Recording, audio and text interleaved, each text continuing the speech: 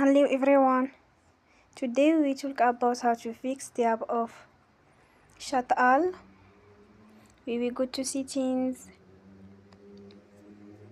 then we click on apps.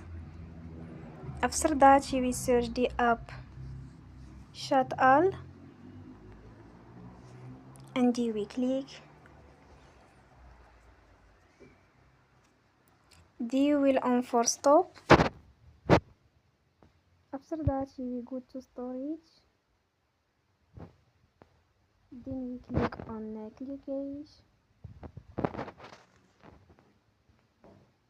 In the end, turn your phone and you will restart your phone again.